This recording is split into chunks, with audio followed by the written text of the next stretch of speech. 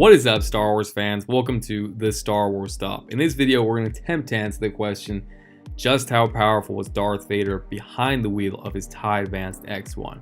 So, as we know, Anakin Skywalker was considered the best pilot in the galaxy during the Clone Wars. As a young boy, he literally single-handedly won the space battle of Naboo, as a bunch of trained pilots were completely out of their element. So there's no question that Anakin was a skilled pilot. But getting into Darth Vader and his TIE Advanced X1. The TIE Advanced X1 was a prototype of the TIE Line Advanced series. It was manufactured by Scion Fleet Systems, it had twin-ion engines, and it had a maximum acceleration of 1,200 kilometers per hour.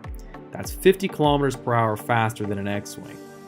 It had a hyperdrive, which was, unique for the TIE line. TIE fighters did not have hyperdrives. They could not just light speed to wherever they wanted to. It also had shielding, which was also unique from other TIE fighters. TIE fighters did not feature shielding. It had an armament of twin-mounted laser cannons and cluster missiles. So it didn't have heavy proton torpedoes and stuff, but it did have a decent armament. The interior was customized to work with the unique specifications that were acquired based on the needs of Vader's armor. Obviously cumbersome. It's not designed with a stormtrooper pilot in mind. It's designed with, a big hulking Darth Vader in mind. So in designing the starfighters of its TIE line, so we're talking about the TIE line in general now, Scion Fleet Systems drew heavily on the designs of the Kuat Systems ships, such as the V-Wing and the Eta II Interceptor. Now, before the TIE Advanced X1 came, there was the TIE Advanced V1 prototype. It was flown by the Inquisitor. We can see that in Star Wars Rebels, and the TIE Advanced V1 was based on Scimitar Star Courier, which is what Darth Maul used. You can kind of see the design similarities. So getting into the participation, the fun part of Darth Vader's TIE Advanced X1. So one of the most insanely cool battle scenes you will see in Star Wars Rebels is when Darth Vader single-handedly takes on Phoenix Squadron. We see him absolutely destroy these squadrons of A-Wings and Corvettes. I mean, they are completely out of their element. There's nothing they can do to stop him. He's going on a rampage. He would have probably gone on to destroy that entire fleet had they not retreated. He probably would have gone on to destroy them all if it were not for him sensing Ahsoka's presence.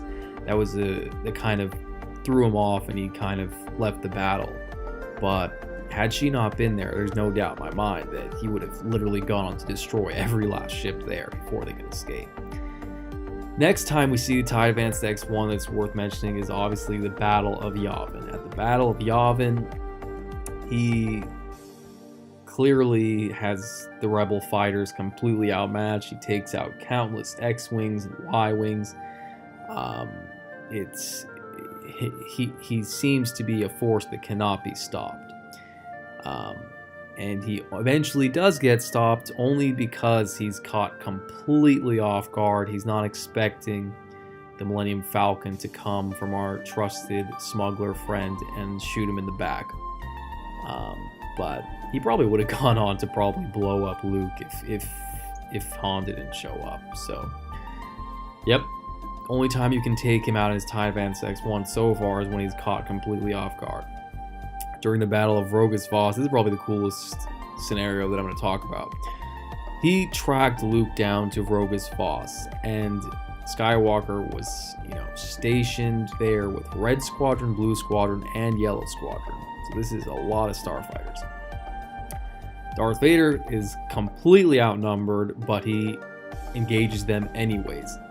And he's absolutely decimating them. There's nothing they can do to stop him. They couldn't hit him with their lasers, and when they tried to use the X-Wing's proton torpedoes, he used the Force to detonate them early, so they could not, land a hit on his fighter. Once Blue and Yellow Squadrons were completely destroyed, Luke Skywalker had enough, and he said, "I'm going to take Vader out if he kills me." And he ends up colliding his X-Wing head-on into Darth Vader, and both pilots end up crashing on the surface of the planet. As you can see, based on all the scenarios we've examined, Darth Vader is truly nearly unstoppable behind the wheel of his TIE Advanced X1. I do feel that the TIE Advanced X1 itself, while it excels at taking out starfighters and slightly large ships like corvettes, it might have a problem going up against Rebel capital ships, Mon Calamari class and such. So I don't think we'll see Darth Vader anytime soon in his TIE Advanced X1 taking on an entire Rebel fleet by himself. I'm talking, capital ships, starfighters, and corvettes. He just doesn't have the ordnance in his TIE Advanced X1. Now, if we were to see him behind the wheel of a TIE Defender, I don't think there would be anything that could stop him, but that's a discussion for another time. I hope you guys enjoyed this. Be sure to rate, like, comment, and subscribe, and stay tuned for tons and tons of Star Wars content.